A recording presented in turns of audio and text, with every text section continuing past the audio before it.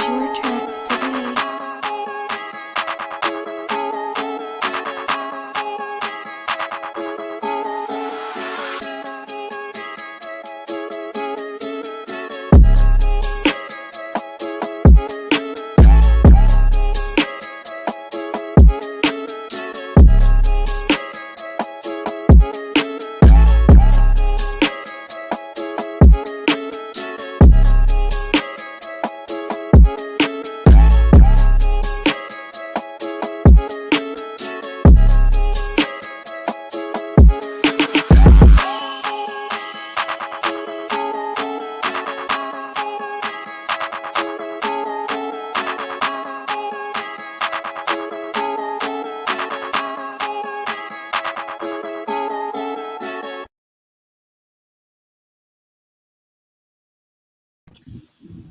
Welcome back to your favorite competitive gambling show. I am your host, Josh Elliott. It's season 2, baby. We're bigger, we're better, and there's more money to be made. We brought on some of the best handicappers that Twitter has to offer.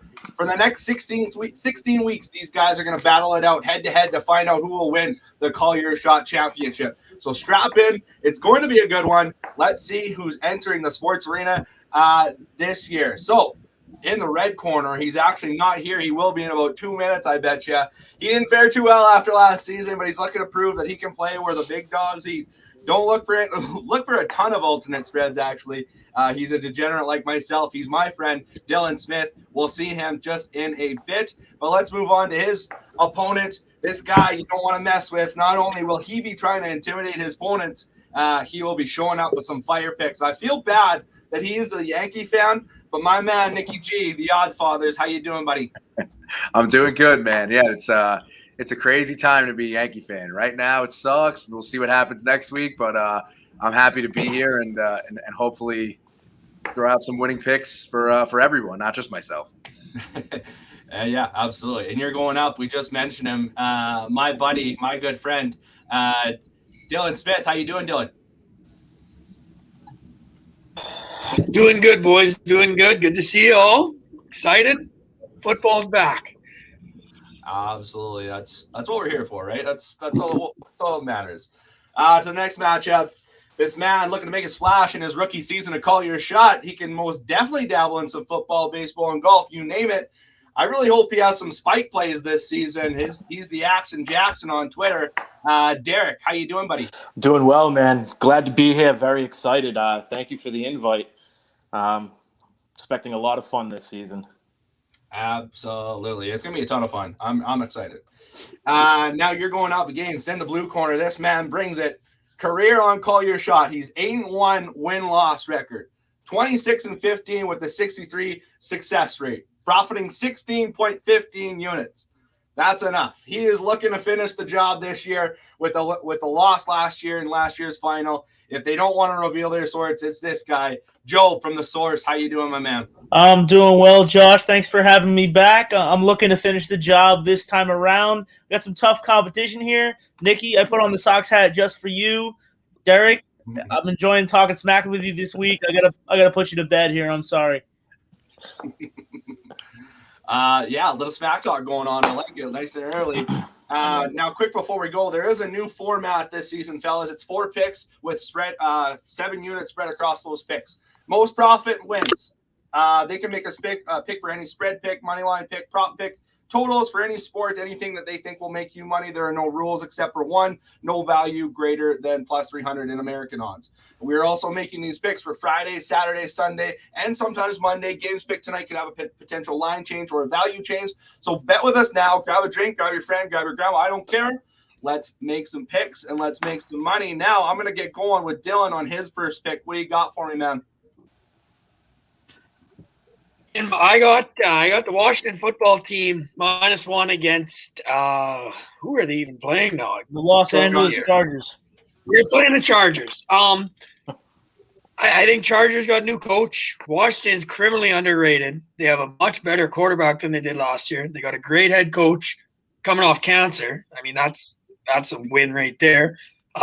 Great defense, and I think they should be favored in this game. And the fact that it's pretty much a coin flip. I think Chargers going to take a little while to get going with the rookie head coach and second-year quarterback and stuff. So I think Washington's great value in this game. I also agree with you.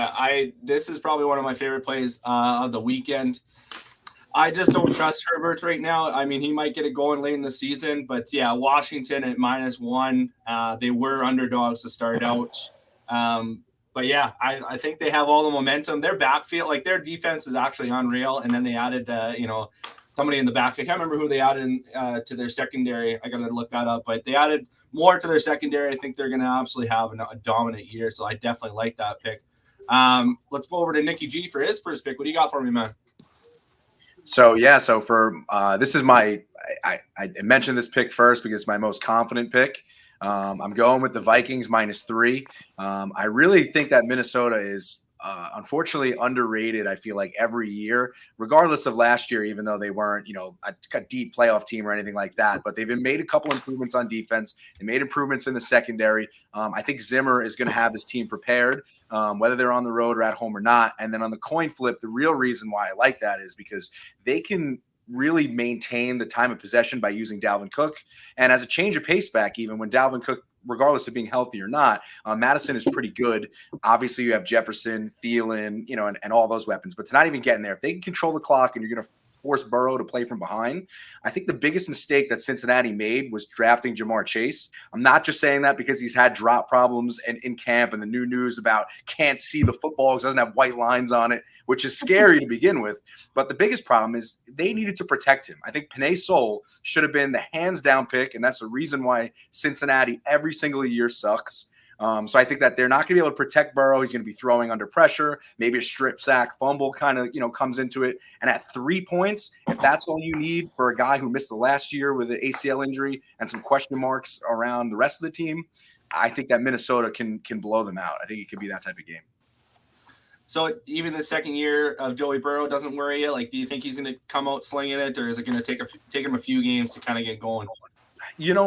I think that Burrow has the talent himself. That's not a question. But I think that, I think they're going to be a little protective over him after reconstructive. It was ACL. Was it ACL, MCL, and meniscus? He had all three of those injuries. All three at once, yeah. All three injuries at once are really, honestly, a bad offensive line and a defense that gave up among the league most in rushing yards. So I think when you add Dalvin Cook in the mix on one side, Vikings defense improved on the other. I think it's too early in the season for Burrow to show out. Yeah, I definitely agree with you. Minnesota's pretty tough to bet against with their offensive power. Kirk Cousins under center. Definitely agree with you there. Let's move over to our next matchup here. I'm going to go with Derek. Derek, what are you running for your first pick? First pick, New England Patriots -3. It is Mac Jones season, boys. I am excited as hell to get Cam Newton out of here. I think having Mac gives a new wrinkle to this offense that we did not have last year. Cam just couldn't throw the ball anymore. He was washed. So I think that we can actually have a passing attack this season. Also, no secret, they opened up the piggy bank this offseason. He's got weapons in offense, but more importantly, that defense. They got 3 starters through free agency with Judon, Mills, and old friend Kyle Van Noy, who excelled in this defensive scheme just a couple years ago. And don't forget the captain of the defense, Hightower, back after opting out last year. I think this defense is top 10, potentially even top 5 in the league. I know there are going to be some questions. Can Mac Jones, a rookie in his first start, handle it? Yeah, I think he can, especially with it being at home. And the Dolphins defense is just not one of those defense where I think he's going to take his rookie lumps against. Now, I got to ask you, I just learned a little bit about you. If you weren't a Patriots fan, were you taking the Patriots max bet? Yes. I just had to double check. Yes, never doubt my team. Bill Belichick is on a revenge tour this year. So, yes, I might max him every week. The accent alone, I love it. I know I probably have a really annoying New York accent, but you know what I'm saying? Boston, it's crazy how you only live 3 hours away if you're from Boston from where I am. Yeah, we speak a different language. I love it. Yeah, completely different accent, right? Yeah, I like it too. I like Mac Jones. I think he's going to do a little flyer on early rookie offensive player of the year, if you think about it. I want to see what his value is. I think it was plus 600 possibly. Yeah, when he was about plus 11. He opened at plus 1150. 1150, and it's down. the day that Cam got cut, those odds they just tanked. Yeah. And I think you can see like 500, 5-1, 6-1s out there now. I think But, I see yeah. one was the last one. Yeah, But definitely worth a flyer. for sure. Okay, we're gonna go to Joel for his first pick. What are you running for me, bud? Well, so I'm going to be honest. I wanted Patriots. You beat me to it. So I do love that pick. I endorse that for everybody watching this. But we're going to go with the Houston money line plus 150 here for 2 units. Everybody thinks that Houston is not going to be able to get it done without Deshaun Watson. They're not wrong. Houston's not going to win a lot of games this season. But Tyrod Taylor is out on a revenge tour of his own after losing his job to Justin Herbert and really to the Chargers medical staff last season. He's still a serviceable quarterback. I expect them to win this game. So what about Trevor Lawrence? Are you not worried about him? If you're ever worried about a quarterback in Jacksonville, look no further than the head coach. So, no, I'm not worried at all about the Jacksonville Jaguars. The only thing that they can do that might worry me in this situation is give the ball to Robinson and he'd make some magic happen with Etienne out. But again, Urban Meyer doesn't yet have a scheme in place in Jacksonville. He doesn't really know yet what he's doing with this offense. And on top of that, they went out and got Travis Etienne with one of their top picks. They didn't need to do that. What they needed to do is go get somebody to protect the blind side of Trevor Lawrence. He's going to be throwing on the run a lot more than he wants to this year, especially in this first game. NFL speed is not college speed, so this is going to be fun to watch. I'm excited, but Houston's going to win this game handily. I think even though Houston's Jacksonville and Houston, they're bottom tier teams, I think it's still going to be a fun game to watch. I think you could maybe see a little bit more points than we think.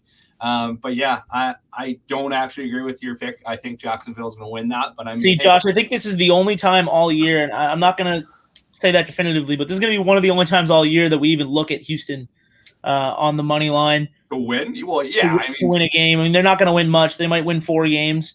But I think the value here is pretty good. And then on top of that, if you're playing in a survivor pool, this is the week you want Houston because they're not going to win too many of them. That's true. That is a very good point. Now moving on, that concludes the first round. Now you guys are probably seeing here with all the picks, you guys see that it says BetUS. Now BetUS has come on as a major sponsor for the show. Very pumped to have them. They're America's favorite sportsbook. That's where I go for all my gambling bets and odds. I'm going to put a link below.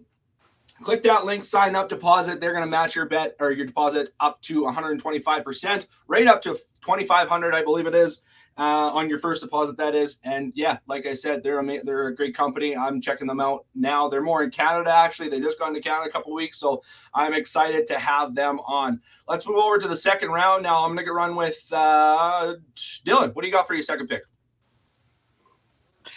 Second pick, I got Tennessee Titans -3 over the Arizona Cardinals. Another one that didn't make a ton of sense to me. Arizona's a decent team. They've been mediocre last couple of years and improving, but like Tennessee got better over the winter, I guess. They're a dominating team. Mike Vrabel's 4-1 against the spread in home openers in his career. He doesn't lose many home openers after it, and I just don't understand why Arizona would be only a 3-point underdog in Tennessee. They got Henry, they got Julio, they got AJ Brown. Tannehill's not a great quarterback. With both those weapons, anybody can be a good quarterback. So it's, to me, that line should be 6 or so. I think Tennessee wins this quite easily, probably by a touchdown or so, and I think that's pretty easy money.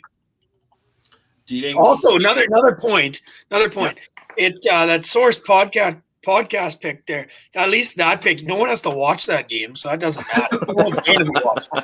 Right. That's the benefit of having a play in that game is you don't have to watch it. But if you're like me and you're watching all the games in week 1, at least you have something to root for. It's going to be one of the most boring games, I think, of the lot. I disagree with Josh.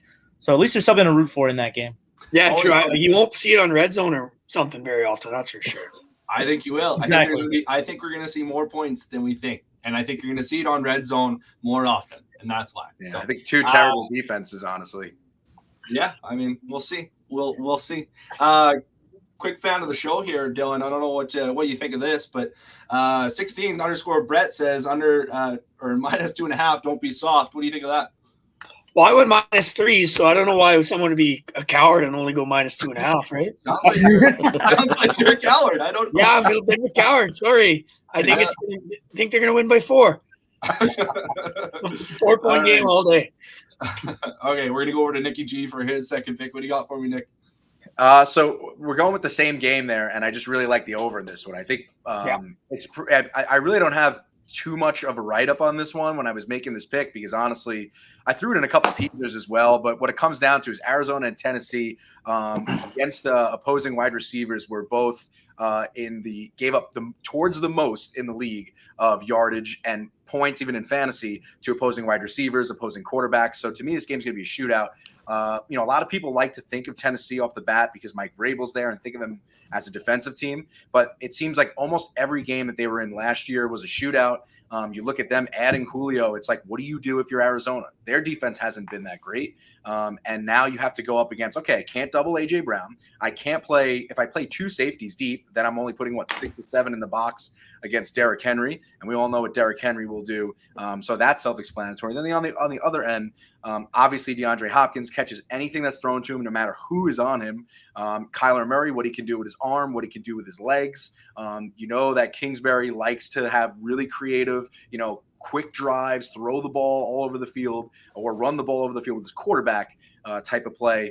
And then obviously sleepers, Rondell Moore was incredible in college. So he might do something with Hopkins on the other side. And AJ Green, people are forgetting, he had a couple injury issues and then Cincinnati changed their whole regime. But if he's a number 2 or number 3 option and he doesn't have to be the number 1 and he is healthy, that could open up things as well against a Tennessee defense that let up a lot. So I really don't have much other to say other than I think this game is going to be back and forth scoring on every possession. Yeah, I agree with you. And I was going to say on Bill's, I think Tennessee will win, but it's just going to be a shootout, and they're just going to have to score more points than Arizona. It's going to go back and forth. I definitely agree with you. And that 52 line, considering the two offenses, I think is actually kind of low. Like I was thinking maybe 56, 57, even close to 58. But just to me, that first look at the first glance at the line, it is low to me.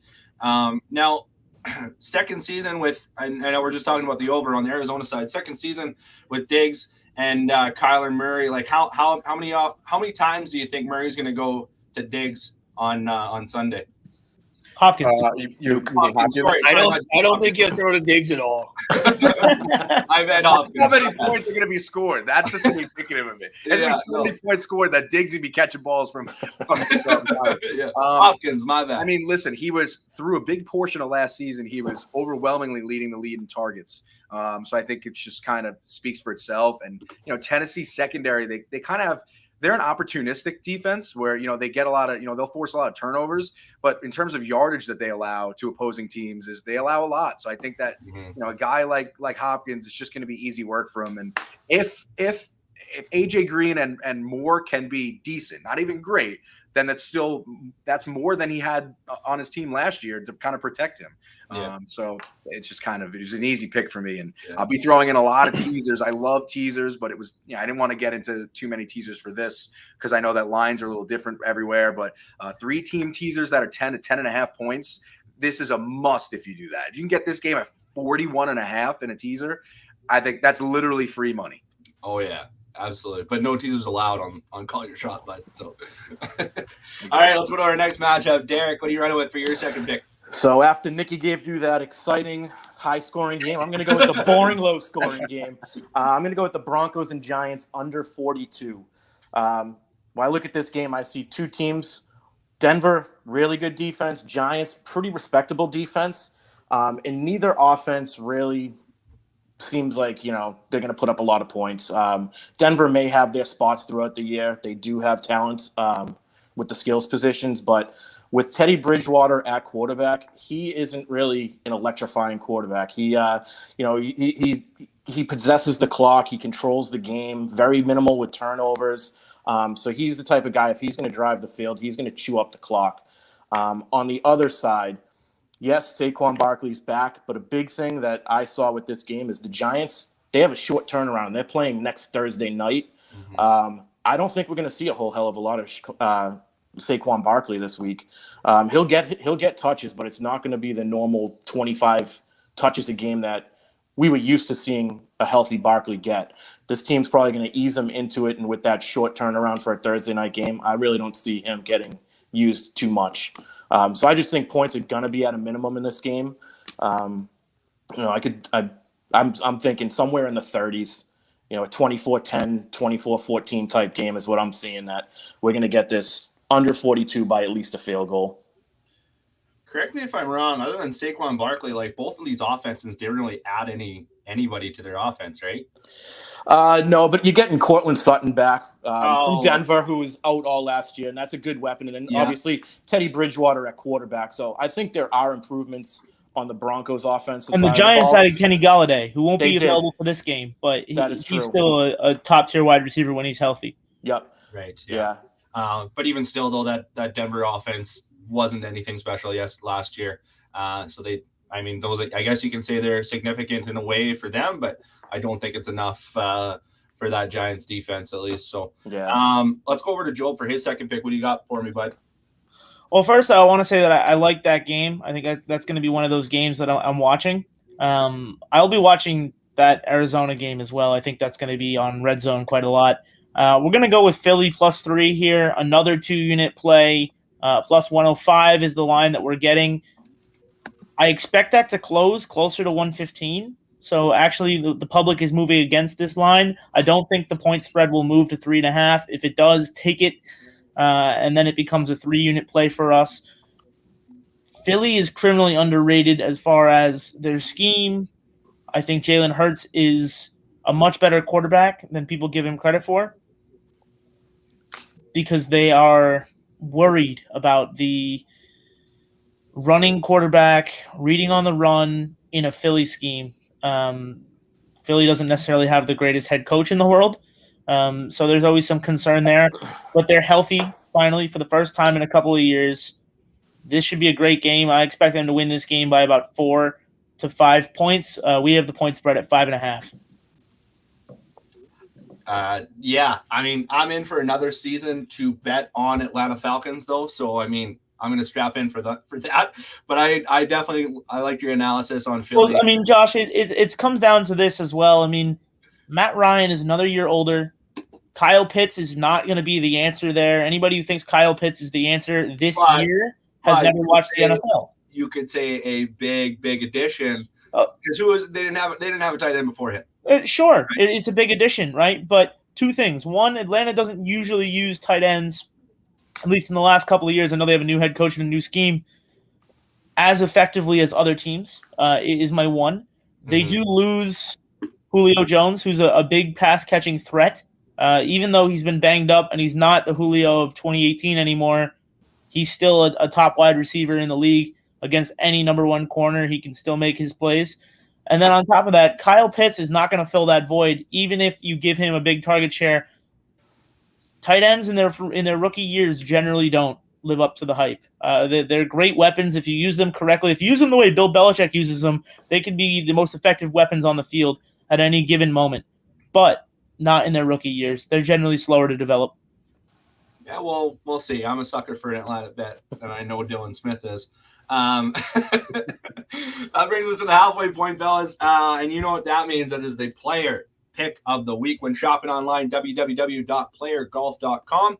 Make sure to use promo code BETTHEOVER for 20% off. I'm wearing the hat. I've seen Dylan's wearing the hat. He might even have the shirt on, possibly. I don't think so.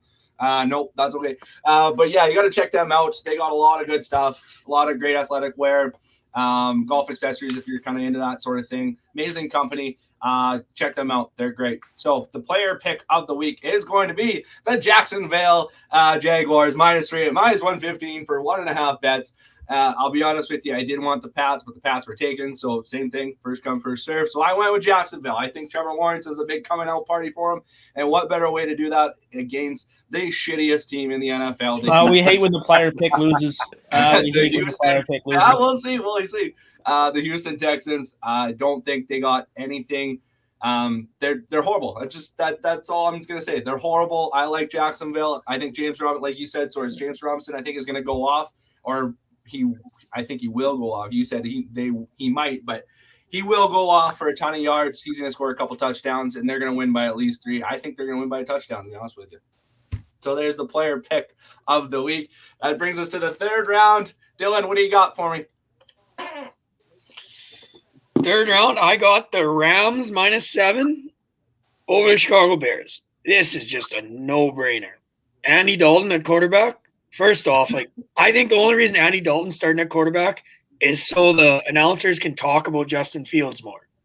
He's no business being starting quarterback on any team. And then you got to add on the fact Sean McVay has never lost an opener before. Not only that, Sean McVay's covered every opener. Sean McVay is one of the smartest coaches in the league when you give him time. This is no-brainer. Guys covered every single season opener in his career and covered after bye weeks. So this is no-brainer. This won't be a close game. Only reason it might stay a little bit close is Chicago's defense, but Andy Dalton's going to do nothing. We'll see Justin Fields throughout the game because Andy Dalton's going to do next to nothing. Stafford's going to fit really well with that offense. I think you're safe even going more points if you want to go 10. I think they win by at least 10, if not more. I think it's a brutal performance from Chicago. Yeah, I guess the like you said, the Chicago defense would be something that worries me a bit, but it is kind of a shocker, I guess, to see Andy Dalton starting over Fields. I mean, what do the Rams offense have to do to get around their defense? Not much. We're gonna have the ball the entire game, right? Eventually, that defense gets worn down when Nagy's offense is doing nothing the entire game. So it's Rams have the best defense in the league, so their defense is better than Chicago's. Their offense is better than Chicago's. Chicago's got nothing. Chicago might be able to hold them for a little bit here and there, but there's a lot of weapons for Stafford to throw to, and a coach that had way too much time to plan for it. So Chicago's defense, just to add on that, I think they're missing their 2 best corners. Their cornerback 1 and cornerback 2 are out. So there you go. They have a good safety back there. Who's that, Jackson? Yeah. So they have a good safety, and obviously we know that their front is good. But the problem is when the front gets tired, they get tired. So I like that pick. Yeah, and Khalil Mack's numbers and underlying numbers last year weren't nearly what you'd expect from a guy named Khalil Mack. I was shocked when I saw where he was ranked as a player in terms of analytics and stuff last year because he just wasn't the player he had been in the past. Goes probably to do a little bit with the team, but yeah, it's especially missing those 2 corners. I just think this is one of the easiest bets of the week. I think I went multiple units on it for that reason. Yeah, you went 2 units. Nikki G, you're supposed to be playing against them, but you like the pick. What do you got for your third pick? I like it. I didn't say I loved it, right? No. There's only so many picks you can make with this, right? And so I want to go with the ones I'm most confident in. I'll gladly give somebody else credit when I think that they made a good pick. This pick, this is probably – I know I only made it a 1 unit because I just love the Minnesota pick so much. But personally, my opinion on this one is the line is not right for multitude of reasons. I think that the first reason that the line is incorrect at -110, I believe it was at 3.5 points. But obviously, I pay the little extra juice so I don't get bit by the hook. But I think that the line is where it is on this one because the game is being played in Jacksonville. They're technically, because the game is not in Green Bay, they're giving that 3 points, or they're taking that 3 points away from Green Bay, where they should be 5.5 points favorite, and giving it to New Orleans because they're quote unquote the home team.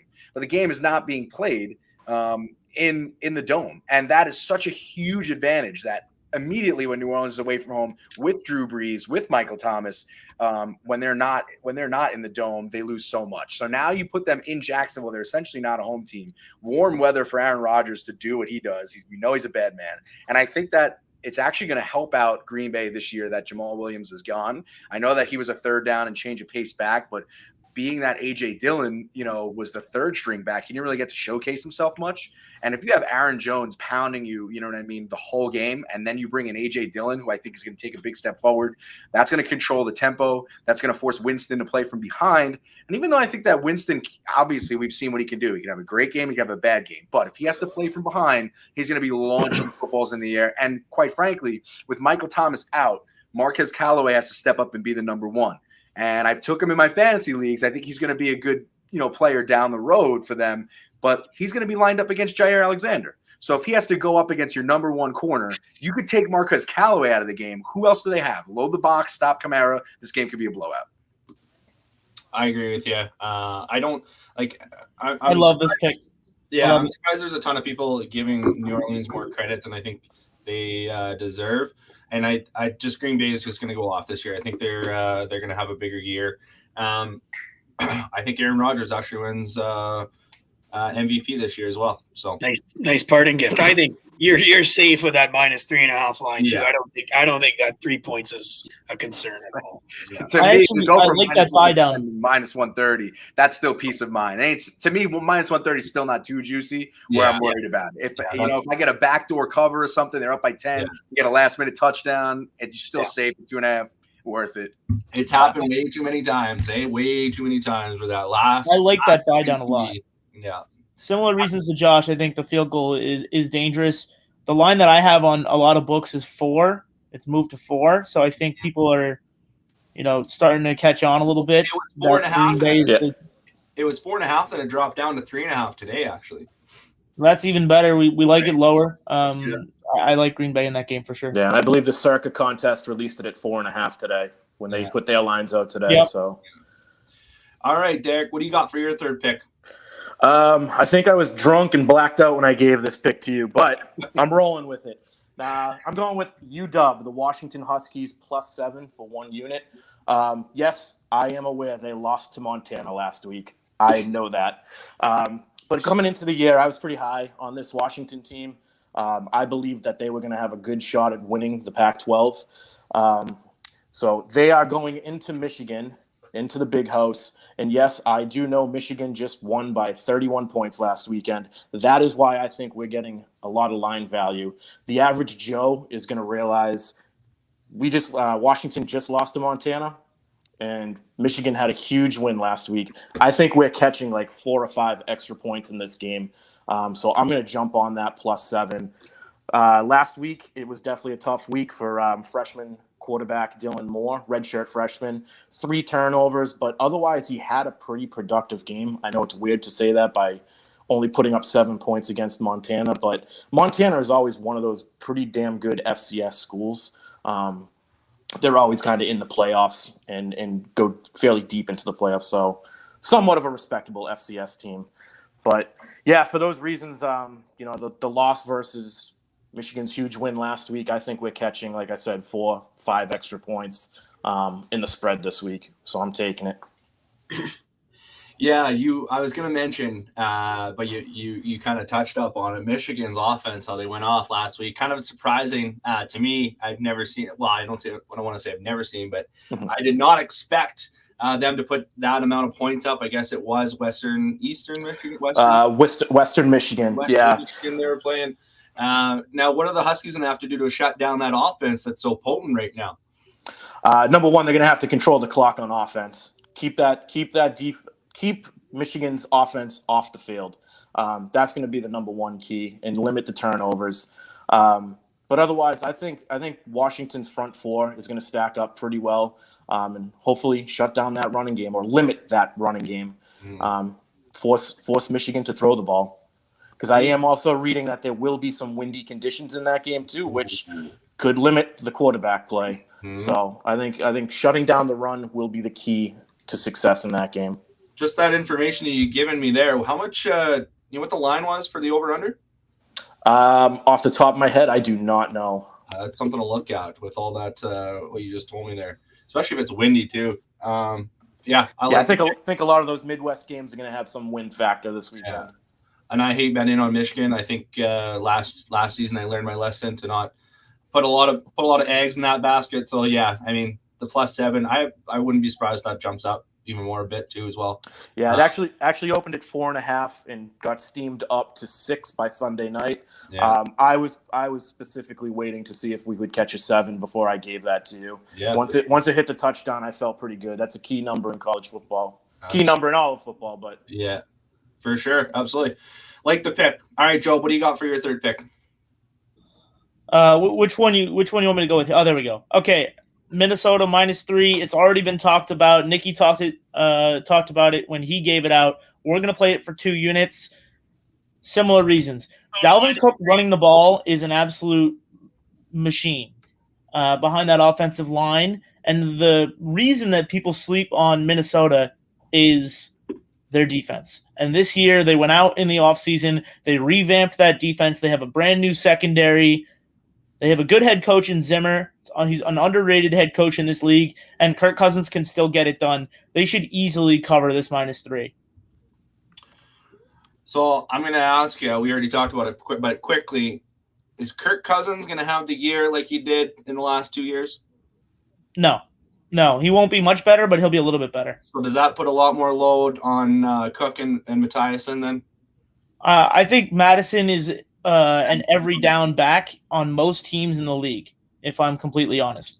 Dalvin Cook is just too good of a machine to really get Madison the touches that he would otherwise get. I think he could play a very similar role on most teams to say what Jamal Williams is going to be with Green Bay, or rather what Jamal Williams was with Green Bay and what AJ Green will be with Green Bay, or AJ Dillon rather.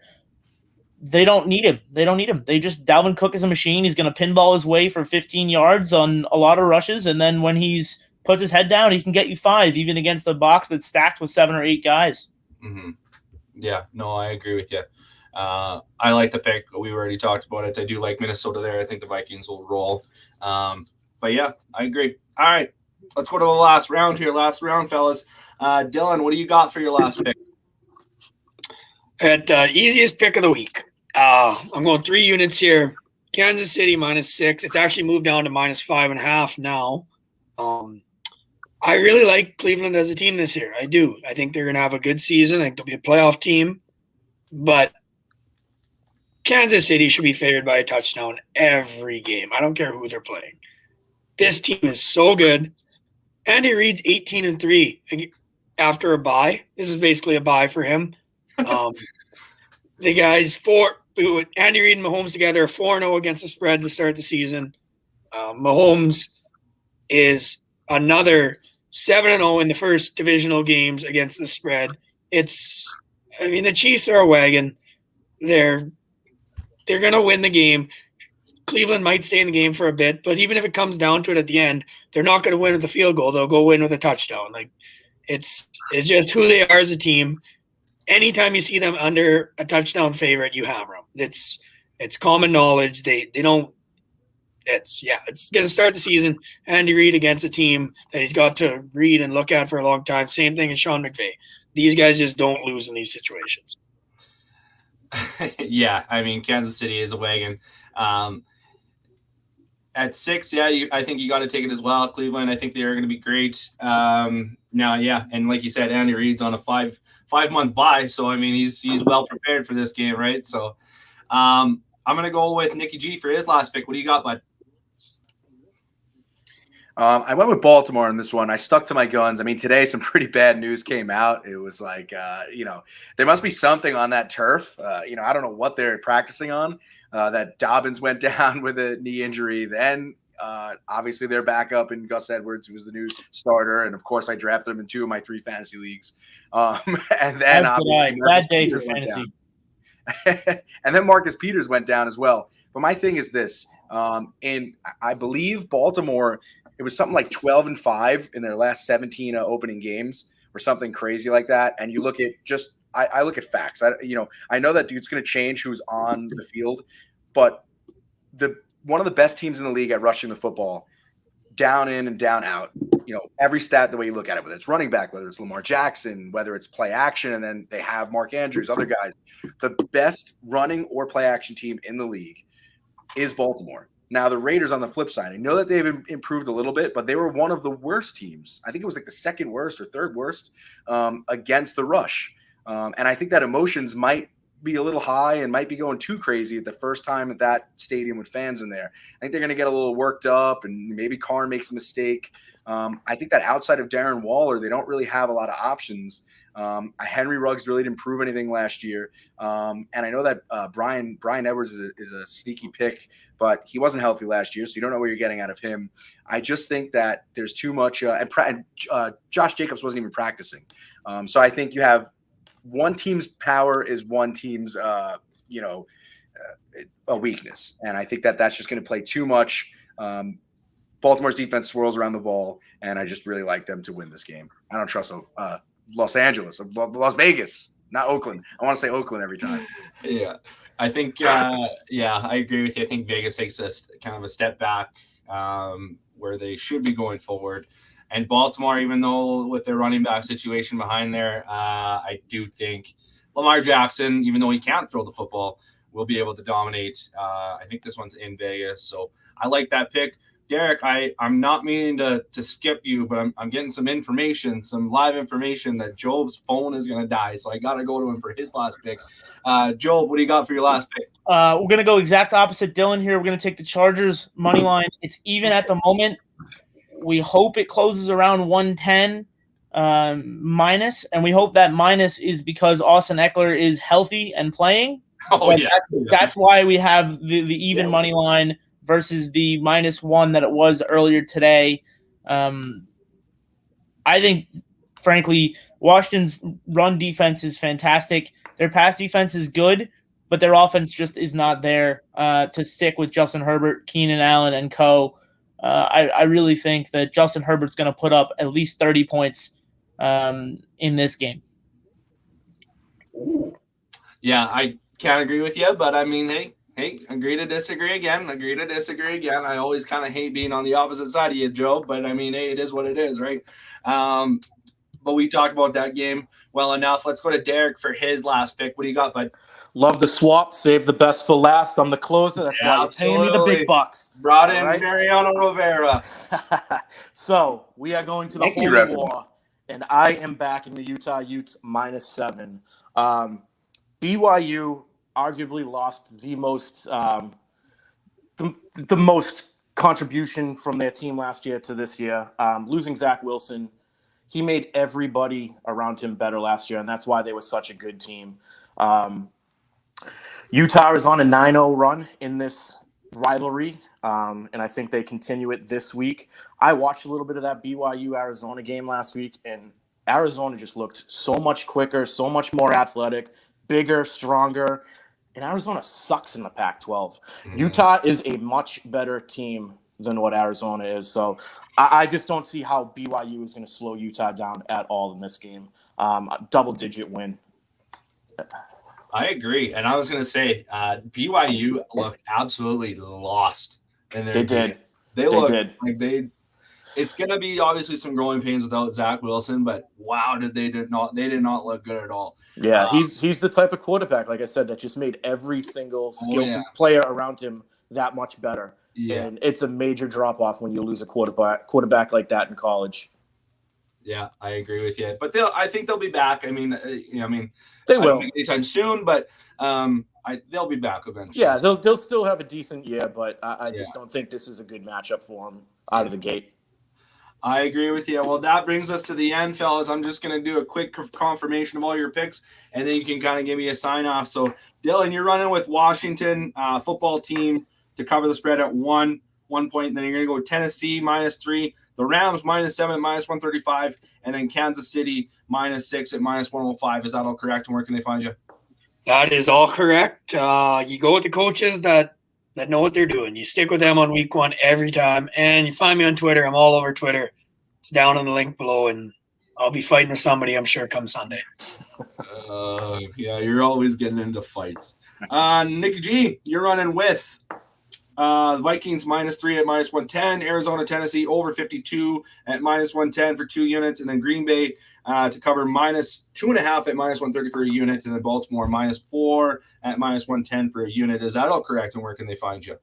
That is all correct. I know that the opening week is usually tough, but I'm fairly confident in these picks. Sometimes it's scary taking a lot of favorites, but I think that there's a lot of lopsided games, and there was a couple that I didn't want to touch, and we stayed away from those. And hopefully we can provide everybody some winners, like I said earlier. But you find me; it's right there underneath at the Odds Fathers. You can find me on Twitter. You can find me on Instagram. But Twitter is where I'm really active the most, and I appreciate you having me, and I appreciate anybody who follows and doesn't follow. Always happy to have you. Just a quick jump in here for the Americans in the call here. We just had another win of the 18-year-old Layla Fernandez. Headed to the finals, just beat the 2 seed after beating the 4 seed and the 5 seed. Head to the finals of the U.S. Open. She's on fire, hey! Holy smokes, that's awesome. That's awesome to hear. And don't tell Nikki G about his Yankees right now. Also, I just wanted to say, you were talking about favorites today, or this upcoming week. How about how many favorites covered in college football in week 1? Almost like a good portion of them did. So I'm hoping kind of that same trend works out for NFL football. Derek, you're running with New England -3 at -105 for 3 units. Denver and the Giants under 42 at -110 for 2 units. Well, the Washington Huskies to cover the 7-point spread at -115 for a unit. And then the Utes to cover the 7 points at -115 for 1 unit. Is that all correct? And where can they find you? That is correct. You guys can find me at ActionJackson100 on Twitter. You can tell me my picks are awesome. You can tell me my picks suck. I don't care. I'll interact with you. I love it. Again, very excited to be here. So thank you for the invite, Josh. Looking to start out 1-0 on my rookie season and have Source go 8-2. I want to tell him he is 8-2. I hope you do too. And Source, for those that are he's not here obviously, but for his picks, he's going Houston Texans money line +150 for 2 units, Philly +3 to cover the 3 points at +105 for 2 units, and then the Vikings to cover the 3 points at -110 for 2 units, and the Chargers money line even money for a unit versus Washington. You can check him out at Source Podcast 11. Him and Sam are always up to no good. Talking sports, they're always betting on baseball as well as NFL. So this has been awesome. Thanks everybody for coming. Thanks everybody for watching. I've been your host at Josh Elliott 9. Player athletic pick of the week is going to be Jacksonville -3 -115 for a unit and a half. Make sure to check out Player Golf on the website, as well as BetUS, America's favorite sports book, for where we get all of our odds, basically. So thanks everybody again. It's been lots of fun. We will see you all next week.